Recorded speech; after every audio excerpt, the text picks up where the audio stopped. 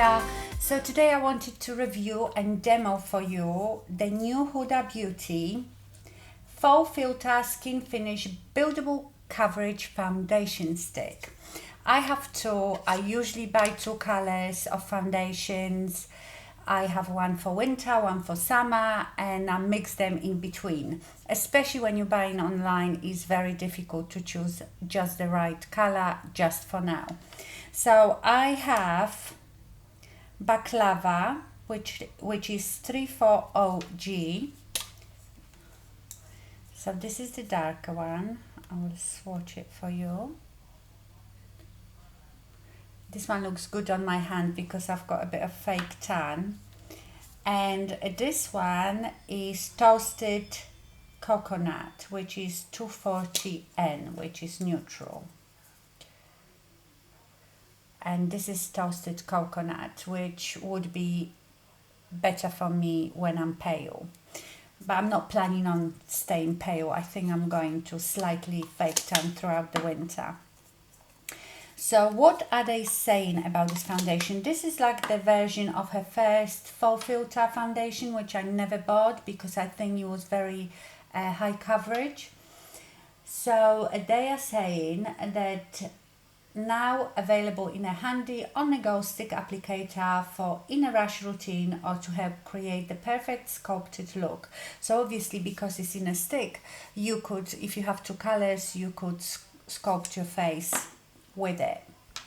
Huda Beauty's FauxFilter foundation now comes in a FauxFilter Skin Finish Buildable Coverage Foundation. Very mouthful. It says that it's giving the FauxFilter liquid foundation a run for her money. This all-new stick formula grants the same waterproof formula and filtered finish, but now boasts a lighter, more buildable medium finish. So, yeah, that's basically what it is. So, it's a sister to the original one. It's in a stick form and it has lighter, buildable finish. I have been using it for a while now. I would agree that it is light coverage and is buildable. You will see how much you can build it up in a minute. And it definitely stays on for a very, very long time. If it's my favorite, I don't know. You will find out later. So let's get into the demo. Okay, so I am going to mix both of them. I'm going to do one side first. I do forehead later because I feel like you have to do it bit by bit, otherwise it dries too quickly. Using my brush,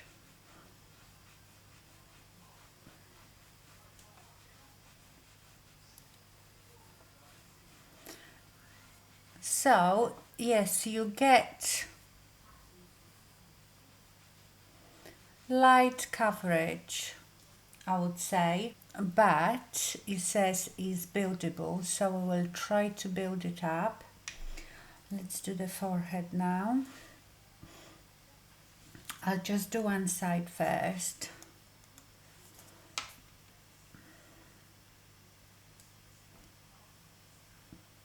Have to be careful because I've done my brows,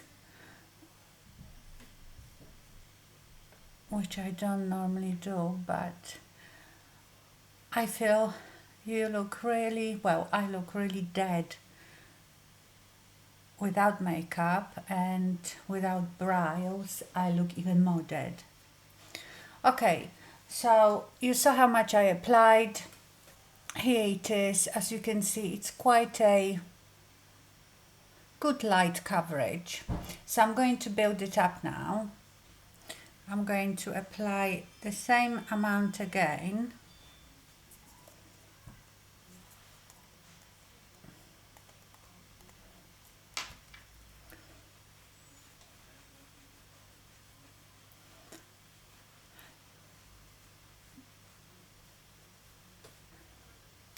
It builds up okay, and it doesn't really look cakey, but I think, so now I would say I have medium coverage.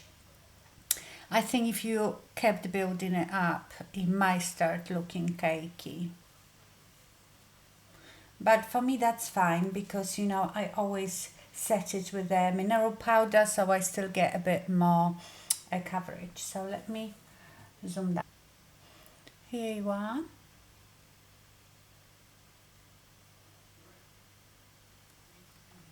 Okay, so I will do the other side now and I will come back. Okay, so here it is, all finished. It has quite natural natural look. It's not matte, it's not too luminous.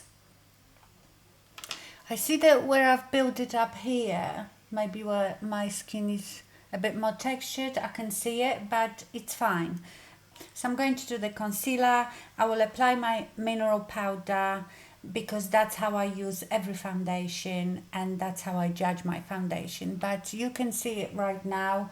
Yeah, it's still not full coverage, and I did two good layers of it. I wouldn't try to build it up anymore. Okay, so I have set it with my mineral powder, did my bronzer, blush and everything, and I must say it looks very nice. If I wasn't doing it for this video, I would have just applied one layer of this foundation because of the mineral powder that I apply on the top of it, which gives me a bit more coverage. And now this is a bit too heavy. I mean, not, you know, overly heavy. I probably look like this most of the time. But yeah, that's what I would have done. I only applied two layers to show you how it builds up. So if you just lightly set your face with normal powder, then you'll be fine with two layers. Okay, so like I said, it does stay on all day. It doesn't really move. I'm not sure about waterproof. I haven't sweated in it. My face doesn't sweat anyway. I haven't put my face in a bowl of water, but it definitely stays on all day.